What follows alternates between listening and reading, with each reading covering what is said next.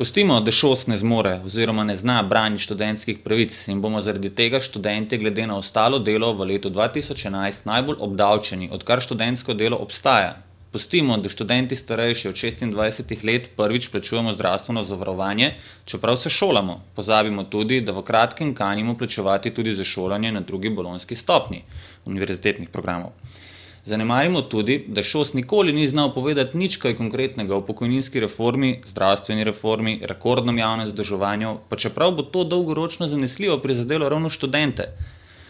Študentska organizacija Slovenije se torej pokaže zgolj kot mlad pobalin, ki ob nestrinjanju v dialog najprej ustavi, se užaljeno umakne, zatem pa v sovražnika usmeri točo kamnitih kock.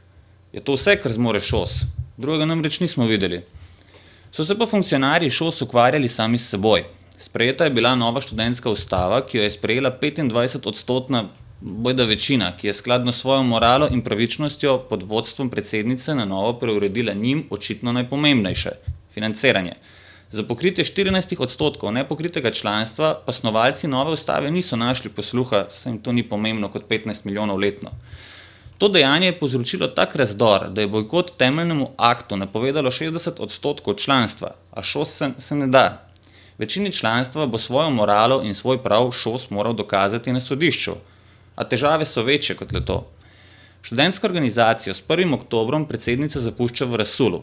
Neuspešno vodenje, eklatantno kršene pravice posameznikom in skupinam ter izmikanje očitni odgovornosti je ŠOS pripeljalo do roba.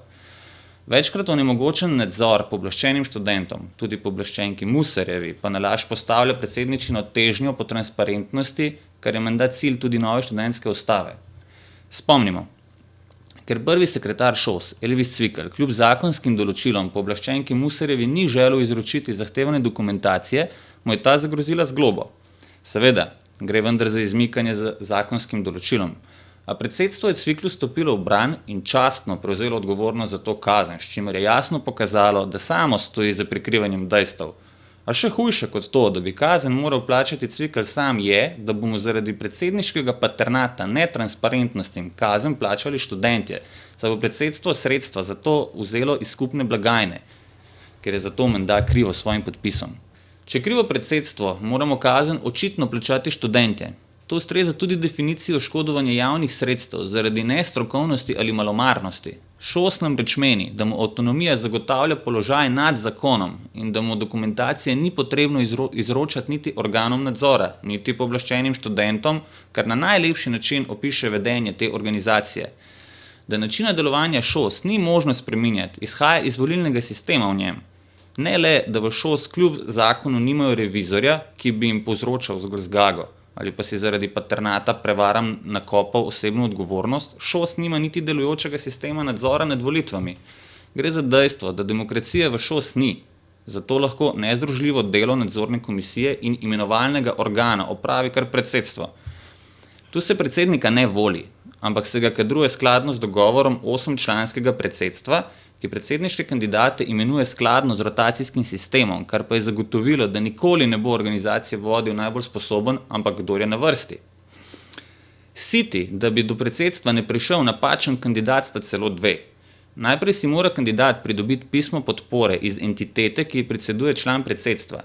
S tem je utemeljeno, da proti volji kogarkoli iz 8-članskega predsedstva posvečenih kandidatura ni možna.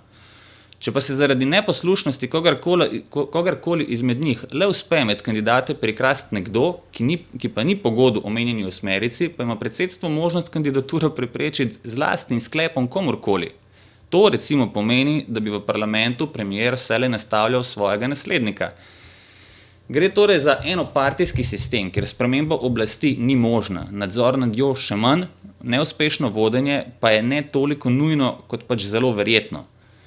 Ker se z načinom vodenja ne strinjamo več niti študentje, spremembe pa niso možne, ker ŠOS avtonomno nastopa napram svojemu članstvu, so se študenti odločili za bojkot ŠOS in mu onemogočili imenovati novega predsednika.